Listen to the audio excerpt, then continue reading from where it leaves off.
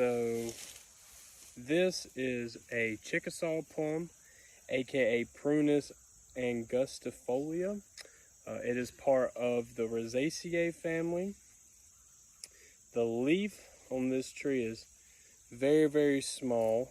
They are alternate, simple, oblong to ovate, with fine, rounded, gland-tipped serrations. They're about 1.5 inches to 3 inches long, so relatively small. Nothing real fancy about them.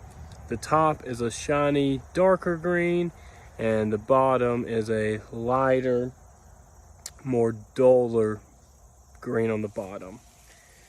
The flower on this, it blooms in early spring. It has white flowers that come up in clumps, or come on in clumps. They're pretty showy because there's usually a lot on these trees. This tree's a couple years old. It actually bloomed this year for the first time. Not a whole lot, but it will do more as time progresses.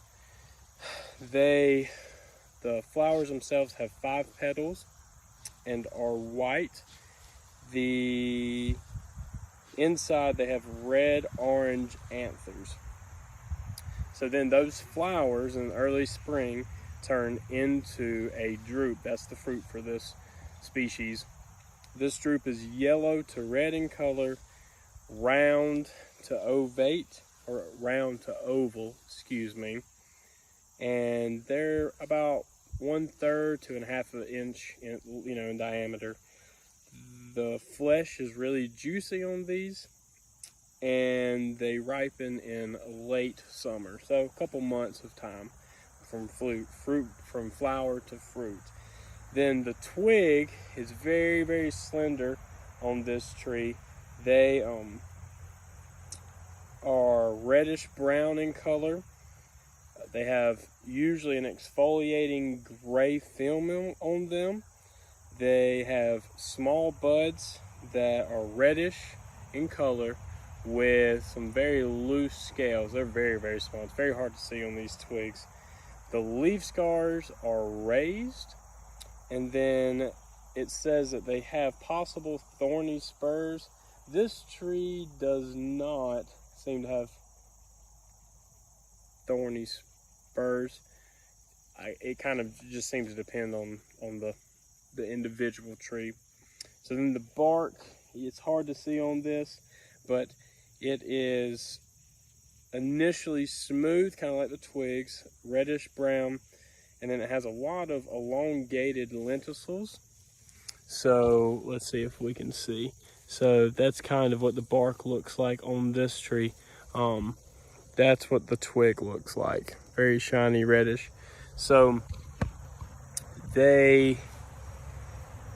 as they mature, these trees, kind of like this one, starts to split and crack and kind of becomes rough and scaly with some shallow furrows as it gets really big, or decent size for this tree.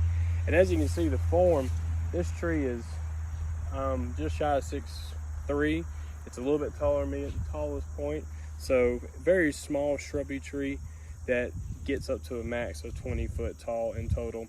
And so this tree is very valuable for wildlife. This is an individual that's been planted, but they normally form very thick, dense clusters of trees, dense kind of cover areas for wildlife. And then their fruit is both edible to people and wildlife. And so they provide cover. This tree species in particular creates dense thickets, and so it provides great cover for deer or quail if you've got quail. And it also provides an additional food source in the landscape in a prairie type habitat. So yeah, it's a really cool tree for both wildlife and people.